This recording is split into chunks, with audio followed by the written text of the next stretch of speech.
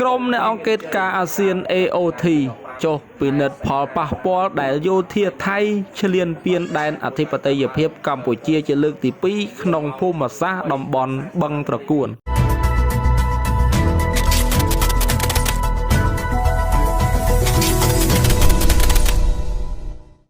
ឯកឧត្តមអ៊ុំរាត្រីអភិបាលនៃគណៈអភិបាលខេត្តបន្ទាយមានជ័យអញ្ជើញសម្របសម្រួលជូនក្រុមអ្នកអង្គការអាស៊ាន AOT ដើម្បីពិនិត្យផលប៉ះពាល់ដែលយោធាថៃឈ្លានពានដែនអធិបតេយ្យភាពកម្ពុជាជាលើកទី2ប្រើប្រាស់អាវុធធុនធ្ងន់ផ្លោងចូលមកក្នុងភូមិសាស្ត្រតំបន់បឹងត្រកួនកាលពីប៉ះទង្គិចគ្នារយៈពេល21ថ្ងៃកន្លងទៅបណ្ដាលឲ្យរងការខូចខាតហេដ្ឋារចនាសម្ព័ន្ធក៏ដូចជាផ្ទះសម្បែងនិងទ្រព្យសម្បត្តិប្រជាពលរដ្ឋយ៉ាងដំណំនិងបានដាក់ទូកុងតឺន័រព្រមទាំងរាយបន្លាលួសជាមួយគ្នានោះដែរឯកឧត្តមក៏បានបន្តសម្របសម្រួលដល់ក្រុមការងារក្រសួងការពារជាតិនិងក្រុមអ្នកអង្គការអាស៊ានចុះពិនិត្យមើលដោយផ្ទាល់នៅទីតាំងបងប្អូនជនភៀសសឹកក្នុងភូមិសាស្ត្រស្រុកថ្មពួកជាង 1000 គ្រួសារដែលកំពុងស្នាក់នៅបណ្ដោះអាសន្ន